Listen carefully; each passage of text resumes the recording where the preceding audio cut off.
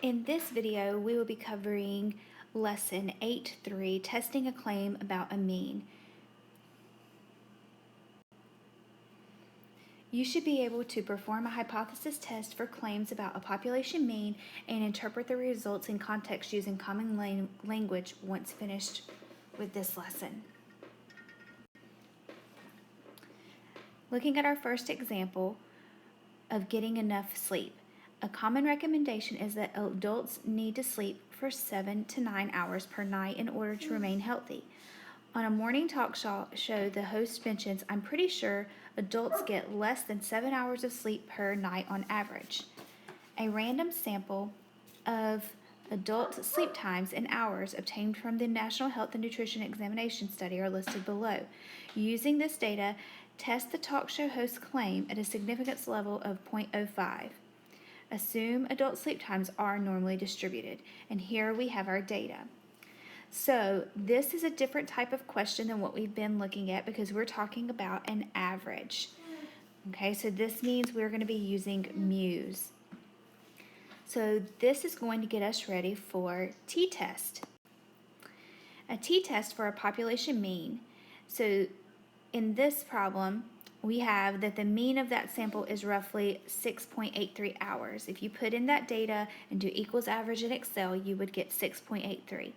So is this data strong enough evidence to support the host's claim? So remember, the host claimed that she was pretty sure adults get less than 7 hours of sleep per night. So yes, 6.83 hours is less than 7 hours, but could that be assumed for all adults? That's what you're thinking about. So the big question, if the true mean sleep time for adults were exactly 7 hours, how surprising would this be? So that's what we're thinking about. We are going to be testing for 7 hours. We'll use a hypothesis test called a t-test to answer this question. Our requirements to do a t-test are going to be that the data must be a random sample and that the central limit theorem must hold true. So remember that is the n is greater than 30 or the population is normal. So to complete a t-test for mu, you're first going to write a pair of hypotheses and label the claim.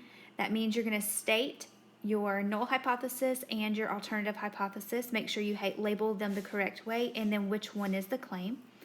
Identify or specify the level of significance, so remember stating your alpha. Draw a graph of the sampling distribution and make sure you are labeling, is it two-tailed, left-tailed, or right-tailed? So a t-distribution looks just like a bell curve or a normal distribution. So just like we did in 8.2, you're going to draw your normal distribution and then which tail it is. So if it is a left-tailed or if it is a two-tail or a right tail. You're then going to calculate your test statistic. Remember that x bar is your sample mean, s is the sample standard deviation. Mu sub x bar is the mean of the sampling distribution, which is the same as your mu. You find that from your null hypothesis, and n is your sample size.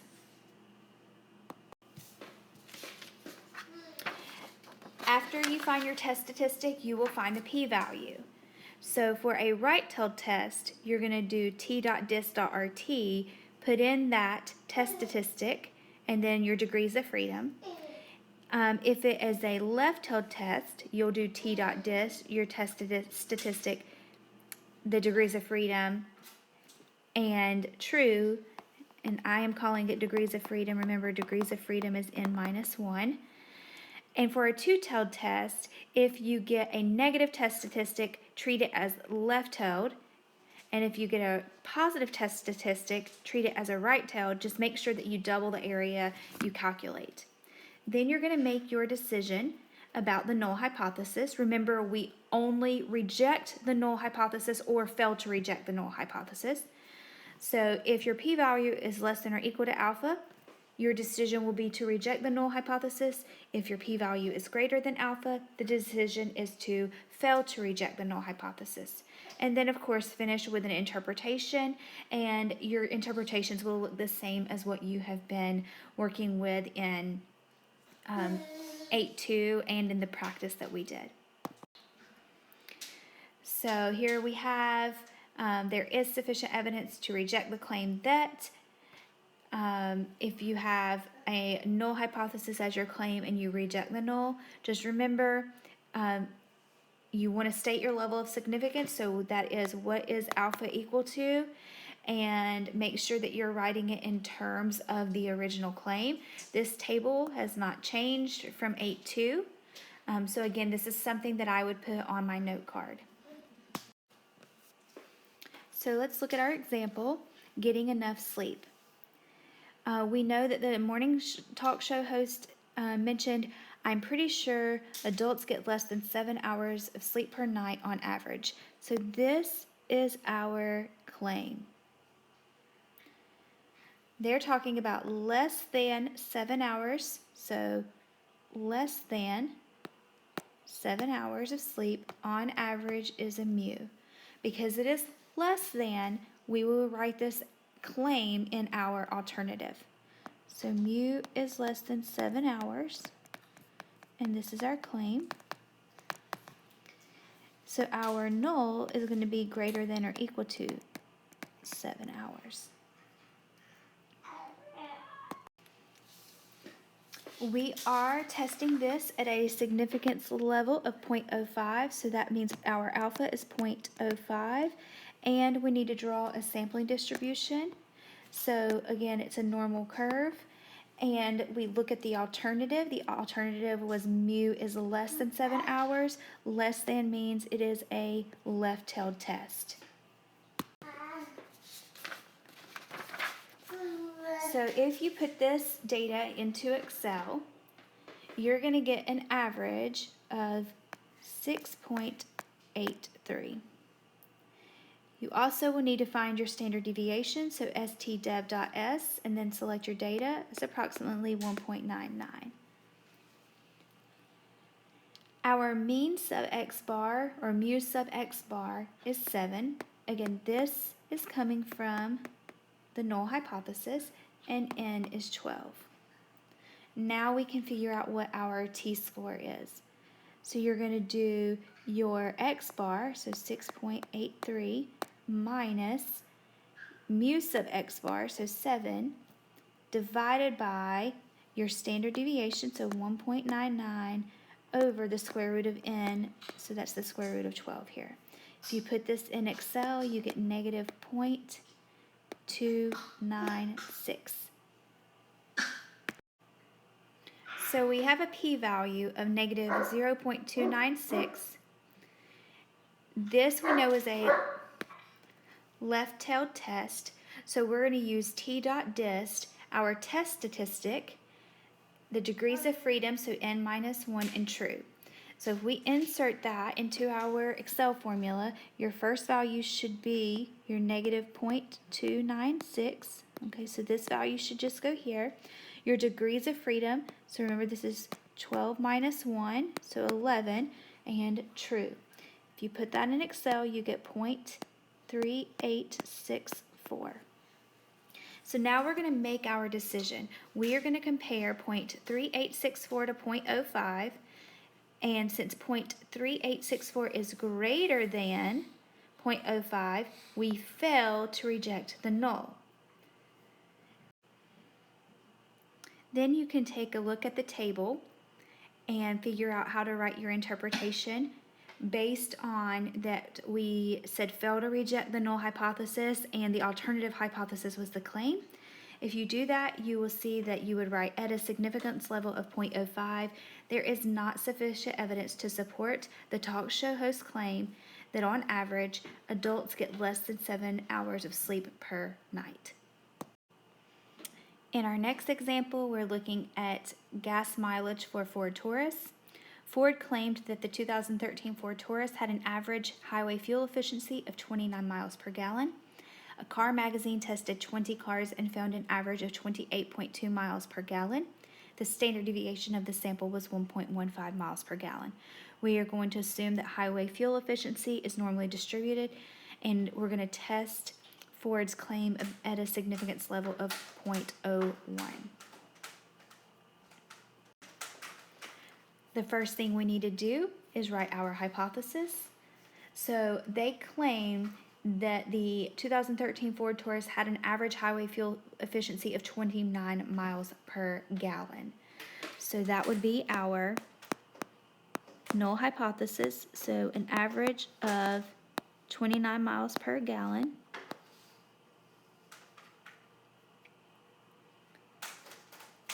And that is the claim.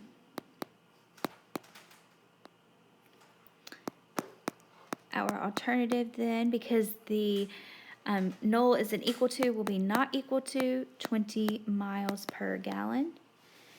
And let's state what our alpha is. In this case, we're testing at a significance level of 0.01.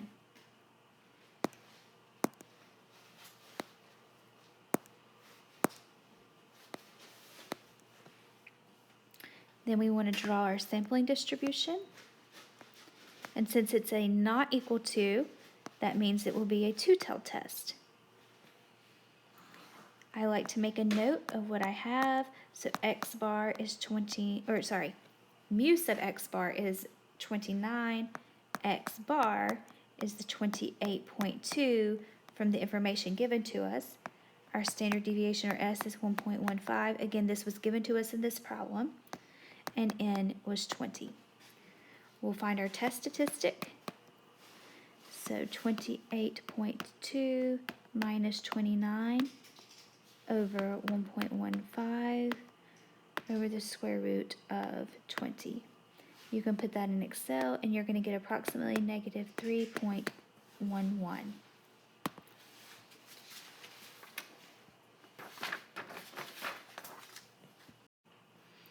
Since our test statistic was a negative value, we will treat this as a left-tailed test. So we're just going to do equals t dot dist negative 3.11, 19 true,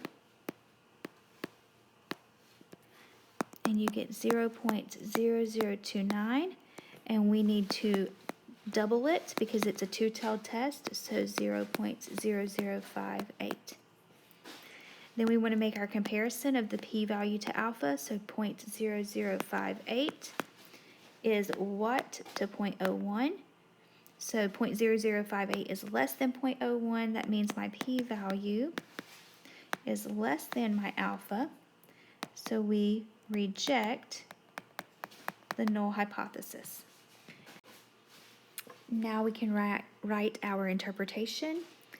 So at alpha equals 0.01,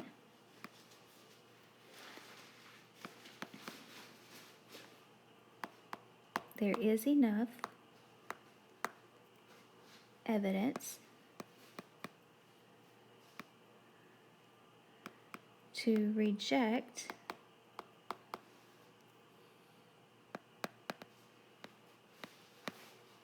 Ford's claim that the 2013 Ford Taurus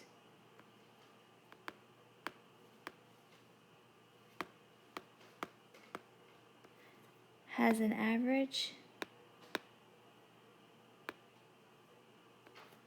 highway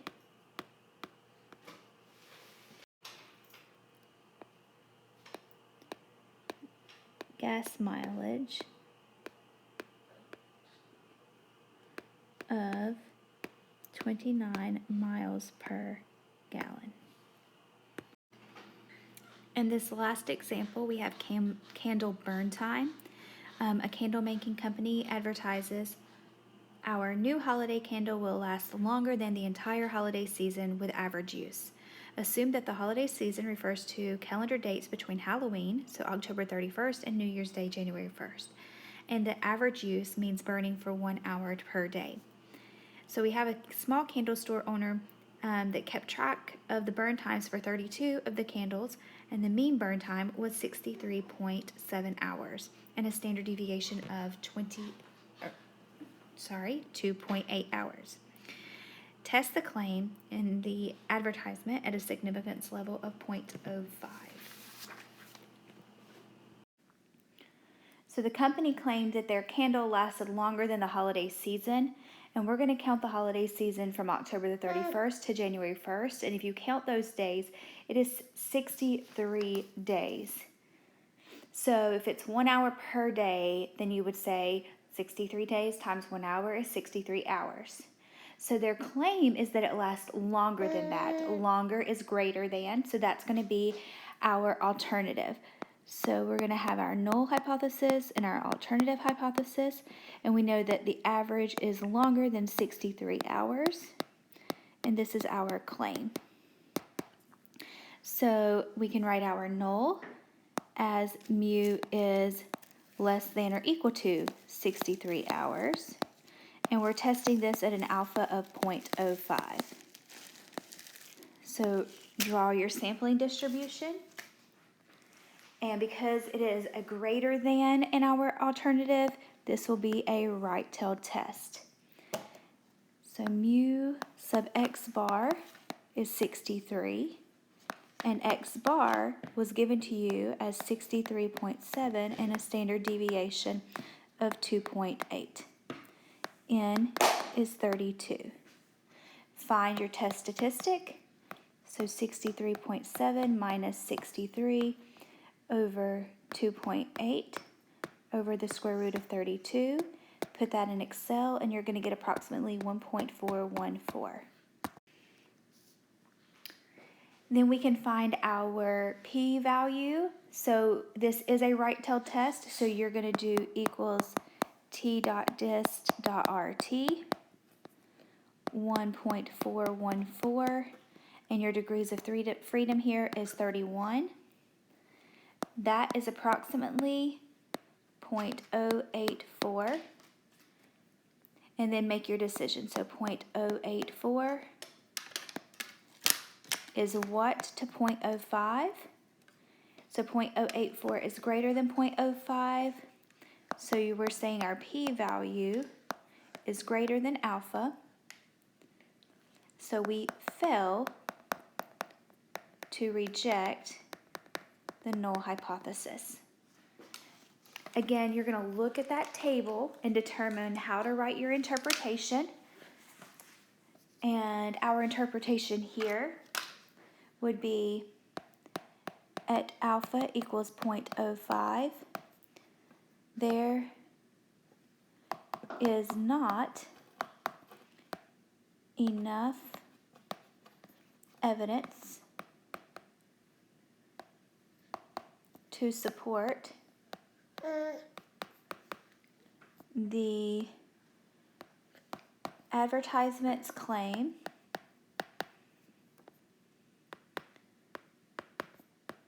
that the mean